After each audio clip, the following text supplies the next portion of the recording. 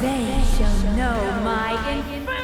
Our dearest Goblin Queen celebrated her 40th anniversary in April of 2023. I, for one, am thrilled that she is finally back in the spotlight. Introduced as a very own science project of Mr. Sinister, Madelyn Pryor quickly rose to fame as one of the more dangerous mutants in the X-Men universe. Other than her charm and beauty, which she used as her weapons on multiple occasions, Madelyn Pryor is a character driven by loneliness and a hunger to be relevant. Well, you got your wish, Maddie. You are relevant in our eyes, and today we'll dive deep into her roster of seemingly unlimited powers and discuss those most mention-worthy in our video. Before we go into our explanation, we have a very small request. If you like our content, please support us by subscribing to our channel. This is a small click for you, but for us it means a lot. Thank you. Let's begin.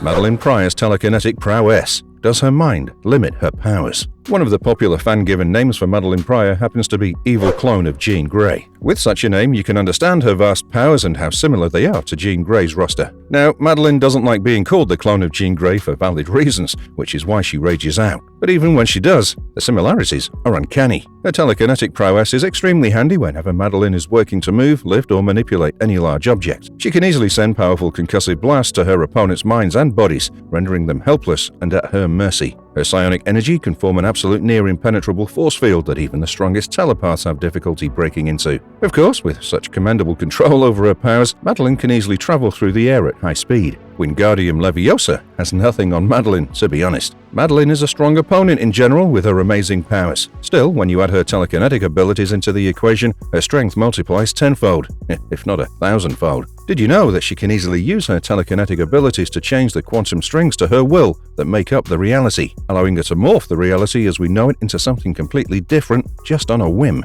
This girl is a gift that just keeps on giving and giving. I applaud your magnetism. No one can detect her presence. Madelyn's ability to warp reality and its components within it is a bonus to her already powerful telepathic abilities. That's right, this Omega-level mutant can easily control anyone around her with her mind. Possessing people's minds, altering their memories, and giving them illusions is like child's play regarding Madelyn. But there's more to her than that. Thanks to her abilities, Madelyn has something known as a telepathic cloak. This is a nifty trick up her sleeve that Madelyn often uses whenever she's facing off against other telepaths. She uses her powers to mask her presence from other mutants or machines that may detect her. She usually goes undetected for the most part, but when she faces off against someone who can control their powers to her skill level, her cloak can be infiltrated, which gives us, the fans, a fight to remember. This handy trick of hers is not just applicable to her, though. Good things are meant to be shared, and whenever Madelyn is moving with a team, if the situation calls for it, she can easily mask the presence of all of her teammates with ease. She's also shown that she can spawn a whole new get-up in other people's eyes from scratch, making it impossible to detect her. Madelyn Pryor really just said that if you can't detect her, that's just a skill issue, homie. She's the most dangerous host of the Phoenix Force in the Marvel Universe. The Phoenix Force is one of the oldest cosmic beings. It stands as the guardian of the creation and the gift of the universe to mankind in one. How one uses the Phoenix Force can determine the way reality fares, and we've seen time and time again what happens if the host decides to turn to the dark side. The Phoenix Force is critical in the X-Men universe. There have been several depictions of it, which we'll not get into. One of the most popular hosts of the Phoenix Force is Jean Grey. While her relationship with the Phoenix Force was far from willing, when it comes to Madelyn Pryor, her relationship with the cosmic being is slightly different. Madelyn would not exist if it were not for the Cosmic Force. See, Mr. Sinister, the X-Men villain who keeps returning, wanted to create this superpowered mega-mutant baby he could control. So, as a man of science, he decided to pick the best of mutants to create this super-mega-mutant baby. He decided to pick Cyclops and Jean Grey as the parents of this baby. So, he got his hands on Jean's blood and created the clone we know as Madelyn Pryor. Given the similar genetic components, the Phoenix Force was more than happy to use Madelyn as its host. But Madelyn was not alive. Her body, fully grown, was cast aside as a failed experiment. So, the Phoenix Force used a piece of itself to give Madelyn life. So, while Jean Grey is the host of Phoenix Force, Madelyn is the Phoenix Force in a sense. Madelyn didn't know about her true origins when she first came to life, but once she did, oh boy, chaos followed soon after. She tapped into her mutant and cosmic abilities to do her bidding. This is why Madelyn is the most dangerous Phoenix host we've encountered. Mommy's busy. Her astral form is more powerful than you think. Astral projection is a unique and interesting power set that really doesn't get the full credit it deserves. But Madelyne's on a mission to truly showcase how this ability can help her achieve her goals. Whenever Maddie astral projects, she can access the astral planes and other physical planes. She can cover vast distances on the physical plane in minutes. When it comes to the astral plane, her control over it is astounding. With her reality warping powers, she can easily change whatever aspect of the astral plane she wants to her needs. So if she's dead in the comic books, I'm sure she's just out there surviving in the astral planes until she's brought back to life, as she can easily make that place hospitable for her. She can also bring whoever she wants to the astral plane if she so feels like it. We see her doing this to give Cable the pleasure of spending time with his father, Cyclops, even though Maddie hated Cyclops with a passion. Oh, the things you do for your kids. I feel you, Maddie. I am the Goblin Queen. She can boost any mutant power and drain it. The Marvel Universe does have vampires, but they're not explored as much as we'd like. However, what about psychic vampires? We have quite a few of those in the X-Men universe. If you're thinking of Selene when I talk about this power, then yes, you're correct. Selene, one of the oldest mutants to ever exist, has this cool power where she can drain other people's psionic energies to boost herself and live for decades. But she's not the only one. While it's not been confirmed, it's been frequently hinted that Madelyne can do this neat trick. Madelyne was seen to drain psychic powers from others, such as Nate Grey, to gain more energy and a powerful physical form. In the X-Men issue 52, we see that Madelyne looks a little older than we're usually used to. While it could be because she missed out on her beauty sleep, we have reasons to believe that Madelyne may have overexerted her vampiric powers and got the short end of the stick, known as aging. She can control Spider-Man and Venom at the same time. The Dark Web saga brought a lot of nuance, especially regarding Madelyne's character growth. In this arc, she pairs up with Ben Reilly, the clone of Spider-Man, and forms this unexpected alliance with him to seek revenge on the people they blame for their suffering. They bonded over how both were clones and never got the acceptance they deserved as separate individuals, which makes sense. Ben Reilly struggled at the time with a huge part of his memories being wiped out, and Madelyne used that to control Ben. When she met Eddie Brock, aka Venom, who wanted to reunite with his son, something that she related to quite a bit, Madelyne promised to help him. But this alliance took a turn when Maddie got irritated with how often Eddie insisted on being taken to his son. So, Madelyne used her powers and wiped out chunks of Eddie's memory to manipulate him. With her charm and her telepathic abilities, Madelyne ended up being able to control Venom and Chasm with ease. Gone Girl who? I only know Madelyn Pryor as the #1 girl boss manipulator. She can control demons. Madelyne made a pact with the devil. No, literally. She made a pact with this demon called Sim and ended up with demonic powers. This is why we call her the Goblin Queen. But to what extent can she control her demons? Well, you can see it in detail in the Secret Wars Inferno event, set on Earth 91240. Here, an alternate version of Madelyne showed up after the Incursion event when the multiverse stopped existing. This new reality, Earth 91240, is a patchwork planet where Madelyne is, yet again, the Goblin Queen. But here, her powers are so vast she quickly took over New York City with a huge demon army. While sure, the battle was now at a standstill, a considerable part of the new Rock City was this Inferno demon-infested reality, which was quite chaotic to maintain. The X-Men and the X-Factor managed to keep the chaos at bay, but they could only do so much. This Demon Inferno territory significantly increased when Mr. Sinister and Madelyne struck a deal. Eventually, when the Prime Reality was restored, all other realities vanished. But this Madelyne didn't vanish. She ended up on Earth 616 with the help of a time-displaced beast. She told him that she'd help him learn and understand the magic that the beast believed in. However, Hank was up for a rude awakening when he realized that Madelyne just wanted to enter the 616 reality, only to destroy it with her own hands. Sure, Beast managed to defeat her, but the Secret Wars event ends with the Goblin Queen recruited by Orchis, the anti-mutant organization, so we can only imagine what horrors await our heroes. The hero. I should have you as a toy.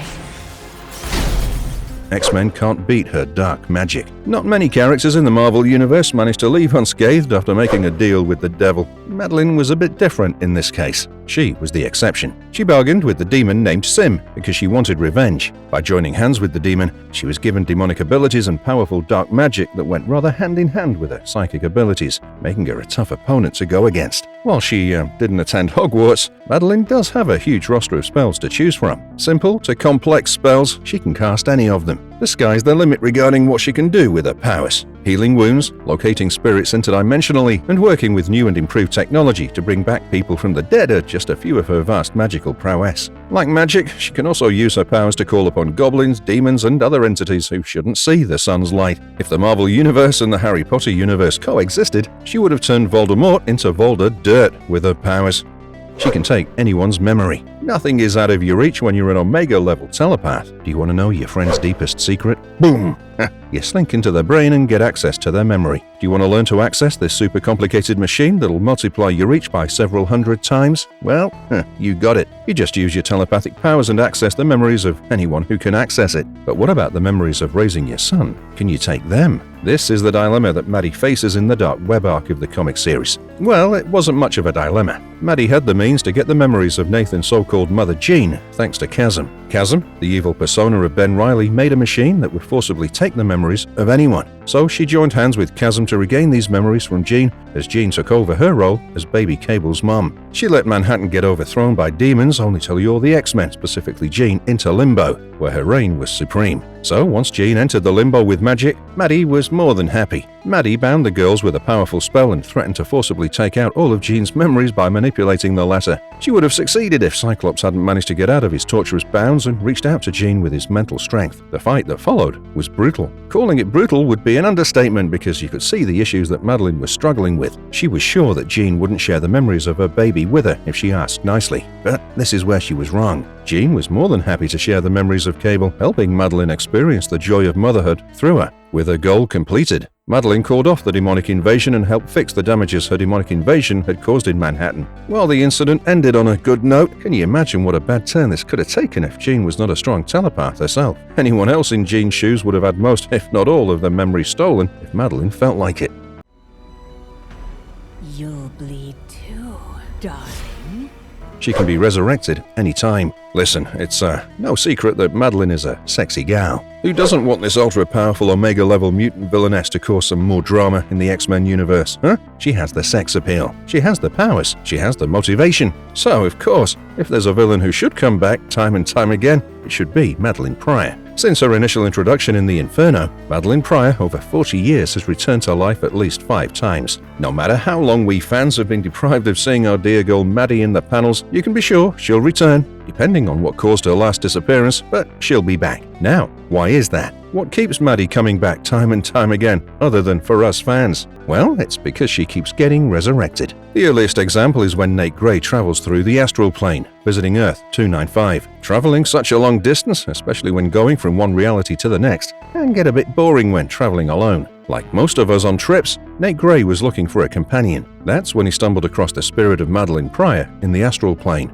Nate Gray's desire for a companion was so strong that he subconsciously gave Madelyne's ghost a physical form, proving to all introverts that manifesting a good companion is actually possible. However, as Nate didn't bring back Madelyne but a fragment of her, Maddie didn't remember much about her past. She struggled quite a bit adjusting to her new life and ended up joining hands with Selene, the oldest mutant ever, and became the Black Rook of the infamous Hellfire Club. Soon after, Madelyne regained her memories from a psychic war with the girl Tessa and learned who she truly was. This ought to complicate things. Well, you'd be right about that. Nate chose Jean Grey over Madelyne, which pushed Madelyne to reach out to Cable, her son, with Scott Summers, and eventually the mother and son formed an uneasy truce. Soon after, when she tried to rekindle her friendship with Nate Gray, they were attacked by the Strike Squad, Gauntlet. These were a group of operatives who had every protective measure imaginable against telepathic intrusions, and Madelyne ended up buried alive. By the time she escaped from a tomb, Nate was wholly withered from this fight, and Madelyne no longer had a physical body. She started living in the astral plane and oversaw everything happening to the X-Men. She remained in this astral plane when her son Cable refused to choose her over his father, Cyclops. Most of us thought this would be the last we'd see of her, but nope, she came back. She got close to Nate Gray, but oops, it wasn't Madelyne herself. It was Jean Grey from Earth 9575 pretending to be her. Once that little switcheroo was cleared up, we fans didn't have to wait too long for our Goblin Queen to return. Soon enough, Maddie returned as the head of the Sisterhood of Mutants, the girl power version of the Brotherhood of Mutants, and they were not up to anything good. This is only one instance where Madelyne was brought back from the dead. One might say it's because everyone wants Madelyne on their team, but this is because of how thick this girl's plot armor is. As the age-old saying goes, nobody stays dead in Marvel except Uncle Ben. R.I.P., Uncle Ben, you were the man. She and her Sisterhood of Mutants can resurrect dead people. Remember the girl power version of Brotherhood of Mutants that I just mentioned? Yeah, well, let's take a look at that. Madelyne's return was under wraps. Cyclops learned about this when he saw her in a Dazzler concert, and oh boy, the show that followed was quite memorable. Madelyne had a goal. She wanted to take over Jean's body and be her best and worst version. But to get to Jean's body, she needed manpower. So she decided to recruit Martinique, Wingard, Chimera, Reagan, Spiral, and Lady Deathstrike. Madelyne promised the ladies she'd resurrect anyone they chose if they succeeded in her test. What was this test, you ask? Well, it was for them to infiltrate a particular place in Tokyo and steal a coffin. Inside the coffin lay the body of Psylocke, which was under the possession of Quanon at the moment of death, and the mind of the real Psylocke. Maddie used a magical ritual with the help of her new lady friends and put Psylocke's mind in her body, albeit the brainwashed version of it. With a new member on her team, Maddie explained exactly what she was about to do and came clean, saying that her method of living the dead is not very polished. This led to many members feeling quite disgruntled, but Maddie managed to have them follow her. Together, they attacked the X-Men's base, and thanks to this element of surprise, they managed to neutralize quite a few members of the X-Men. But this fight turned out to be a well-thought-out ruse by Madelyne. The Red Queen was after Jean's hair, which Wolverine kept with him. With that hair, the Sisterhood managed to track Jean's body down to the Xavier Institute. Despite several warnings from the Cyclops, Madelyne takes out Jean's coffin and possesses the body inside, only to realize too late that this is not Jean. It turns out that Cyclops knew Madelyne would pull something like this, so he had Domino change the body to someone else's. As only Jean's body was able to truly contain Madelyne, Maddie broke down into agonizing nothingness, leaving us barren. While her business model of resurrecting dead people didn't take off due to her unliving herself accidentally, I have to admit, this girl's powers have range. If Madelyne focused on more significant long-term goals that didn't involve taking Jean's body, she definitely would have dominated the world with this power alone. Charm extends beyond mere metal. Marvelous verdict. Since her introduction in the 168th issue of Uncanny X-Men, Madelyn Pryor has racked up quite the fan base. Whether it's for her skill set, her sex appeal, or both, Madelyne is a well-loved character. Seeing her grow from a girl who wasn't sure of herself and who was meant to be a queen with her kingdom to rule was a journey that most fans like myself enjoyed being a part of. Whether she's on the panel as a villain or an ally, you know that the story is about to take an unpredictable turn, and I love that. Seeing her back in the well-deserved spotlight makes me happy, even if she will disappear again for a few years, well, like always. And if you liked our content, don't forget to leave a like and subscribe to us if you haven't already. Have a good one and be safe. Thanks everyone.